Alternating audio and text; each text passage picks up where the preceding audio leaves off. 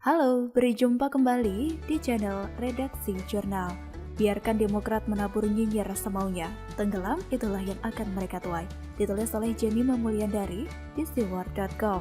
Kalau nggak nyinyir nggak enak, itulah Partai Demokrat. Tambah nyinyir mereka tambah bangga. Kenapa bisa demikian? Jawabannya mudah, karena memang cuma itu yang mereka bisa. Sejak partai yang dulunya pernah berkuasa ini mulai kehilangan kepercayaan dari masyarakat. Kenyinyiran itulah yang terus dipertahankan, diasah, dikembangkan, bahkan ditingkatkan oleh mereka. Mulai dari nyinyiran jenderal sampai nyinyiran emak-emak rempong ada di partai ini. Nyinyir telenovela Bakarlota ini jugalah yang baru saja dipertontonkan oleh Andi Arief si pecandu. Menanggapi pesawat kepresidenan yang dicat ulang dari biru menjadi merah, Partai Demokrat melalui Ketua Bapilu Partai Demokrat Andi Arief melayangkan protes mempertanyakan maksud pengecatan berganti warna tersebut. Padahal anak TK juga tahu pengecatan pesawat kepresidenan bernuansa merah putih itu pasti berkaitan dengan HUT kemerdekaan RI yang akan segera kita rayakan bersama. Bendera merah putih berkibar dengan gagah di mana-mana, menyambut peringatan hari yang sangat bersejarah bagi bangsa dan negara kita. Berhubung yang berkomentar dari gerombolan politisi tak bermutu yang dibahas jadinya ya hal receh seperti ocehannya Andi Arief ini. Bisa jadi Andi Arief panas hati melihat warna biru yang menjadi warna Partai Demokrat digusur warna partai lain. Wekekekeke. Kenyinyiran demi kenyinyiran tak berguna memang terus ditabur oleh partai berlogo mirip Mercedes-Benz ini. Padahal kita sudah sama-sama tahu siapa menabur angin, dia akan menuai badai. Hukum tabur tuai itu nyata, karma is real. Apa yang kita tabur itu jugalah yang akan kita tuai. Cepat atau lambat, kita pasti menuai hasil dari semua perbuatan kita. Begitu juga dengan menabur nyinyir. Sebetulnya tak ada masalah dengan status oposisi sebagai pihak lawan yang berseberangan. Para oponen justru sangat diperlukan sebagai penyeimbang. Tapi, oponen yang bagaimana dulu? Jadilah oposisi yang mampu memberikan kritik membangun yang berguna bagi nusa dan bangsa. Mau kritikan pedas juga silahkan. Sama untuk tujuan membangun, itu akan jauh lebih berguna daripada nyinyir ngablak tak bermutu membolak-balikan fakta hanya untuk memprovokasi rakyat dengan jurus playing victimnya yang membuahkan. Hal inilah yang terlihat makin parah ada dalam diri Partai Demokrat. Partai yang dipimpin prajurit bahkan jenderal militer yang seharusnya identik dengan kegagahan dan kemacoan, tapi justru makin hari makin lebay. Bak telenovela, nyinyir dan play victim adalah jurus andalannya. Sinetron banget jadinya. Gak percaya? Yuk kita bahas satu persatu. Pertama, SBY. Sudah tidak terhitung banyaknya curhatan SBY di medsos. Isinya pada dasarnya sama saja, yaitu playing victim berlaga jadi korban ala drakor. Padahal aslinya tulisan-tulisan SBY itu adalah wujud kegalauan-kegalauannya yang sudah bukan menjadi orang nomor satu lagi di Indonesia. Post-power syndrome seperti ini memang sering mempengaruhi kondisi kejiwaan seseorang yang kehilangan kekuasaan atau jabatan yang biasanya diikuti dengan rasa menurunnya harga diri. Dari sinilah SBY tak mampu mengendalikan dirinya untuk tidak menulis atau membuat video podcast memelas yang isinya mengharu biru. Seakan-akan dirinya yang paling benar, paling adil, paling jago, paling bijak, paling mengerti, paling prihatin dan semua yang baik-baik lainnya. Padahal jika mau jujur, semua yang dituliskan SBY itu justru kebalikannya. Bak punya kaca besar tapi tak mau berkaca, SBY yang wajah kepemimpinannya carut-marut coreng-moreng akibat dosa-dosa yang sudah diperbuatnya di masa pemerintahannya dulu. Justru merasa dirinya sebagai presiden RI yang paling ganteng, paling gagah, paling berwibawa, dan paling mampu membawa Indonesia menjadi lebih baik dari sebelumnya. Dengan sadar, SBY melupakan kasus-kasus besar yang menjadi dosa masa lalunya seperti kasus Mega Senturi, Mega Hambala, 34 proyek listrik mangkrak, Petral, serta gagal rampungnya membangun infrastruktur. Lalu dengan polosnya SBY membuat siaran langsung di akun YouTube-nya yang menyatakan menyesal sekaligus bersalah pernah memberikan jabatan Panglima TNI pada Muldoko. Sehubungan kasus KLB Partai Demokrat yang sukses membuat SBY baper, makan tak enak, tidur pun tak nyenyak. Jika SBY menyesal sudah menjadikan Muldoko sebagai Panglima TNI, lalu bagaimana dengan sekian ratus juta rakyat Indonesia yang juga menyesal sudah menjadikan SBY Presiden 2 periode, meninggalkan segala kemangkrakan yang menjadi beban, tak terselesaikan hingga sekarang. Ini baru satu curhatan SBY yang saya bahas. Masih ada banyak curhatan SBY lainnya yang justru membongkar kedoknya sendiri. Kaca, mana kaca? Yang kedua, ada AHY dan Ibas. Ibas yang namanya sudah banyak kali disebut oleh para saksi kasus korupsi Hambalang, harusnya duduk manis saja diam, jangan banyak tingkah. Jika Ibas belum tersentuh hukum sampai sekarang, harusnya syukurilah itu dengan jadi anak manis, duduk saja baik-baik meringkuk di pojokan. Jangan sekali-kali membuat gerakan menyolok apapun yang malah memancing jadi sorotan. Faktanya Ibas yang selama ini kelihatannya disetting diam, lama-lama tak tahan juga ikut-ikutan bikin foto provokasi. Ini jelas tindakan bodoh dan neka. Lupakan Ibas jika waktu terus berjalan tak bisa diulang. Lupakan Ibas jika apa yang dia tabur itu juga yang akan dia tuai. Lupakan Ibas jika seseorang yang lolos di pengadilan dunia tetap tidak akan lolos dari pengadilan Tuhan. Lagi-lagi, kaca mana kaca? Membahas AHY sejujurnya ada rasa iba. AHY anak yang baik, taat pada orang tua dan menyayangi keluarganya. Sampai rela mengorbankan dirinya sendiri adalah hal yang tak terbantahkan. Sayangnya, pengorbanan AHY ini justru dimanfaatkan untuk kepentingan pribadi dan golongan.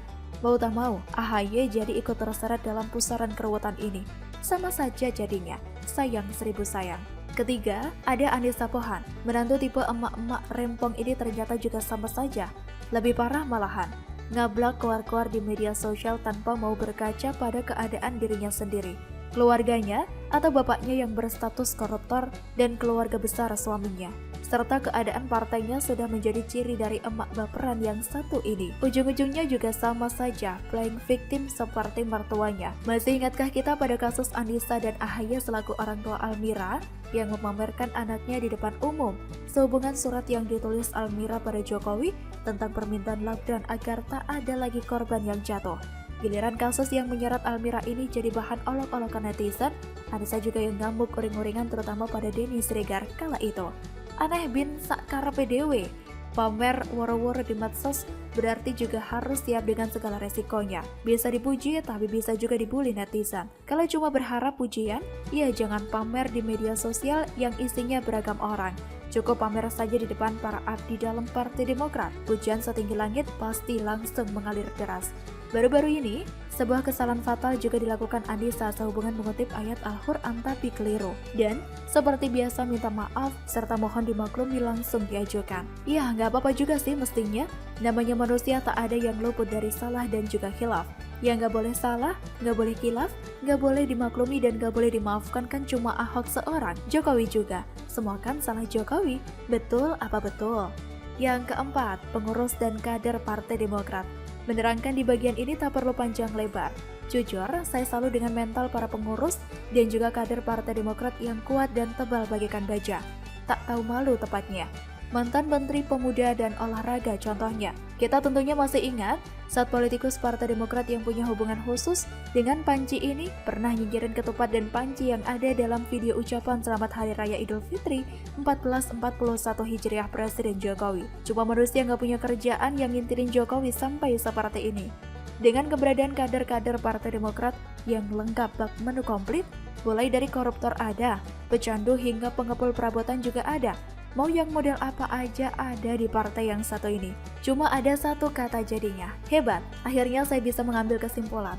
Biarkan saja Partai Demokrat nyinyir tiada henti mengomentari banyak hal sesuka hatinya. Toh, saat ini rakyat Indonesia sudah banyak yang melek politik, sekaligus dewasa politik berkat belajar dari pengalaman berharga di masa lalu. Jadi, sepak terjang Partai Demokrat yang nyinyir dan suka playing victim ini tak perlu diambil hati.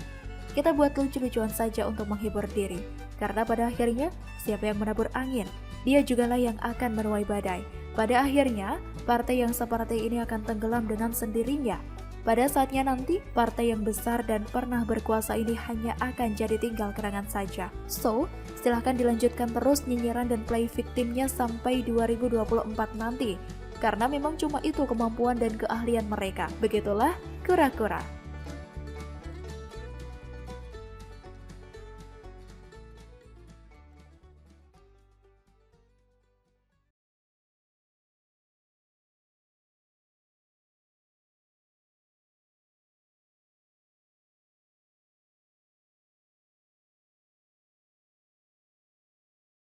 Halo, berjumpa kembali di channel Redaksi Jurnal. Jejak digital kelakuan SBY, besan dan mantunya prihatin. Ditulis oleh Nafis Siwar di siwar.com. Coba sebutkan dua kata yang terlintas dalam benak Anda ketika mendengar nama SBY, proyek mangkrak, Candi Hambalang, Antasari Azhar, atau mungkin ada kata yang lain.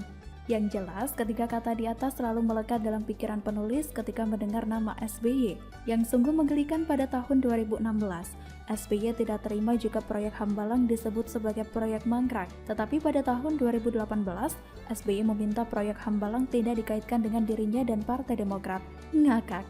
Bagaimana ceritanya proyek mangkrak Hambalang tidak bisa dikaitkan dengan SBY? Toh, proyek mangkrak Hambalang tersebut jelas terjadi di masa pemerintahan SBY. Bahkan elektabilitas Partai Demokrat hancur karena kasus proyek mangkrak tersebut.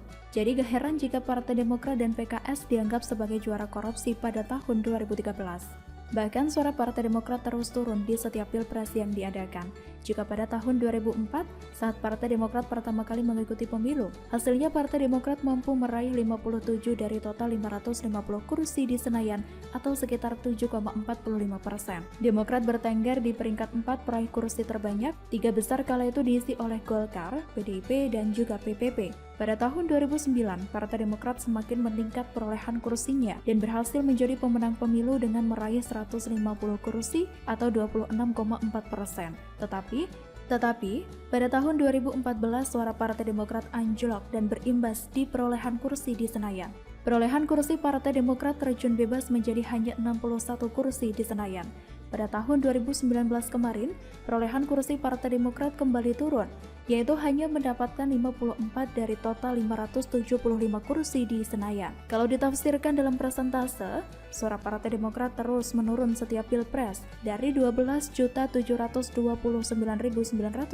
suara atau sekitar 10,9% pada tahun 2014 menjadi hanya 10.876.507 suara atau sekitar 7,77% pada tahun 2019 kemarin. Padahal saat Pilpres 2019 kemarin, anak SBY yang bernama Edi Baskoro Yudhoyono menjabat sebagai Ketua Komisi Pemenangan Pemilu, tapi tetap tidak mampu menaikkan suara Demokrat dan semakin terpuruk.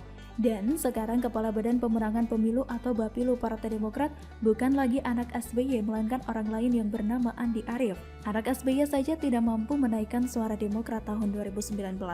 Jadi, masih yakin Andi Arief yang terbukti sebar hoax, terbukti menyebarkan berita hoax tentang 7 kontainer surat suara yang sudah dicoblos pada tahun 2019 bisa menaikkan suara Demokrat pada tahun 2024 nanti? Masih yakin Andi Arief yang pernah ditangkap oleh polisi terkait kasus narkoba bisa menaikkan suara Demokrat pada tahun 2024 nanti, meskipun kasus ini dihentikan oleh pihak kepolisian karena tidak menemukan alat bukti yang cukup, tetapi Andi Arief terbukti sebagai pengguna narkoba. Inilah sebagian kecil kelakuan minus SBY selama ini terkait mega proyek mangkrak Hambalang yang secara tidak langsung menyebabkan suara Partai Demokrat semakin terpuruk. Itu boleh termasuk kasus proyek mangkrak lainnya di masa pemerintahan SBY yang akhirnya diselesaikan di masa pemerintahan Presiden Jokowi saat ini. Kita juga akhirnya tahu jika ada 34 proyek listrik mangkrak di masa pemerintahan SBY yang dilanjutkan oleh pemerintahan Presiden Jokowi. Dan kita sebagai rakyat kecil akhirnya mengetahui jika ada proyek mangkrak senilai 143 triliun rupiah di masa pemerintahan SBY setelah SBY lengser. Itulah fakta sebagian kecil warisan proyek mangkrak di bawah kepemimpinan SBY selama ini. Belum lagi warisan lainnya yang harus ditanggung oleh pemerintahan Jokowi saat ini. Masih teringat dalam benak kita, SBY dengan sok bijaknya mengatakan bahwa pemimpin yang baik tak akan mewariskan beban pada pemerintahan berikutnya. Tetapi faktanya, Presiden Jokowi malah dapat warisan utang. Belum lagi pemerintahan Presiden Jokowi harus kena getah terkait maraknya radik saat ini. Cendekiawan Muslim Komarudin Hidayat pernah menilai jika maraknya realisme di era kepemimpinan Presiden Jokowi tidak terjadi begitu saja. Ia berpendapat Jokowi hanya kena getah kebijakan pemerintahan SBY. Pak SBY itu kan presiden yang motonya zero enemy. Dia nggak mau konflik dengan siapapun. Jadi ketika jelas ada radikalisme dan pelanggaran, dibiarkan saja. Jelas Komarudin. Partai PKS malah dimasukkan dan diberikan beberapa jatah posisi menteri dalam pemerintahan SBY. Menteri Dalam Negeri di masa SBY pernah meminta pemerintah daerah untuk bekerja sama dengan FPI. Kita juga masih ingat bagaimana HTI bisa melakukan Muktamar Khilafah 2013 di Stadion Gelora Bung Karno masa pemerintahan SBY dan malah disiarkan oleh TVRI yang merupakan TV milik pemerintah. Miris bukan? Dan akhirnya di masa pemerintahan Presiden Jokowi, PKS tidak masuk dalam pemerintahan. FPI dan HTI akhirnya dibubarkan. Kasus di atas belum termasuk kasus skandal Petral di masa pemerintahan SBY. Mantan anggota tim reformasi tata kelola migas, Fahmi Radi mengatakan, pada masa pemerintahan Presiden Susilo Bambang Yudhoyono, nama MR sering disebut atas dugaan keterkaitannya sebagai pihak ketiga dalam kasus pengadaan minyak selama periode 2012 hingga 2014 di anak usaha PT Pertamina, Pertamina Energy Trading Ltd. Berdasarkan temuan lembaga auditor Kordamenta, jaringan mafia minyak dan gas itu menguasai kontrak suplai minyak senilai 18 miliar US dollar atau sekitar 250 triliun rupiah selama 3 tahun. Tuan MR ini yang menjadi perantara dengan perusahaan minyak milik negara lain atau National Oil Company untuk meraih keuntungan lebih banyak. Kok bisa ya ada orang tidak tersentuh hukum di masa pemerintahan SBY terkait kasus Petral? Bahkan salah satu media nasional lainnya secara tegas membuat berita bahwa Petral yang merupakan sarang mafia migas dilindungi oleh SBY tetapi disikat oleh Jokowi. Dan akhirnya setelah Petral dibubarkan oleh Presiden Jokowi, maka Pertamina bisa hemat 250 miliar rupiah per hari. Setelah sekian tahun beroperasi di masa pemerintahan sebelumnya, akhirnya Presiden Jokowi yang berani membubarkan Petral sehingga Pertamina bisa hemat 250 miliar rupiah per hari. Bisa dibayangkan berapa banyak uang Pertamina yang habis selama ini sejak ada Petral di masa pemerintahan sebelum Jokowi? Itulah sebagian kecil kelakuan minus pemerintahan SBY. Lalu, bagaimana dengan kelakuan besan SBY? Ada yang ingat jika besan SBY yang bernama Aulia Pohan yang pernah divonis bersalah terkait korupsi? Mantan Deputi Gubernur Bank Indonesia, Aulia Pohan, yang merupakan besan SBY tersebut divonis 4 tahun 6 bulan penjara oleh Pengadilan Tindak Pidana Korupsi atau Tipikor pada tahun 2009 lalu. Meski sudah divonis bersalah oleh pengadilan, ada sebagian orang mengatakan jika Aulia Pohan bukanlah seorang koruptor. Pakar hukum pidana dari Universitas Gadjah Mada Edi O.S. Harij secara tegas mengatakan bahwa dengan adanya putusan yang berkekuatan hukum tetap atau inkrek, Aulia jelas-jelas telah dinyatakan bersalah oleh hukum di negara ini. Itu jelas koruptor, sudah ada vonisnya, kata Edi. Lalu bagaimana dengan kelakuan minus menantu SBY bernama Andisa Pohan? Semalam penulis menemukan cuitan aneh Andisa Pohan, tetapi saat ini cuitan tersebut sudah hilang. Tanya kenapa? Meskipun sudah hilang, tetapi penulis sempat menyimpan screenshot cuitan tersebut pagi dini hari tadi. Cuitan Andisa Pohan yang hilang itu juga masih bisa dicari di kolom pencarian Google. Pasti banyak yang tidak menyadari bahwa ada yang aneh dengan cuitan Andisa Pohan tersebut. Sejak kapan Quran Surat Al-Baqarah punya 291 ayat? WKWK. Lagi pula, cuitan Andisa Pohan itu adalah Quran Surat Al-Baqarah ayat 191, bukan 217 apalagi 291. Jadi silakan rakyat menilai sendiri kelakuan minus SBY, besan, dan menantunya tersebut. Wassalam, no visi.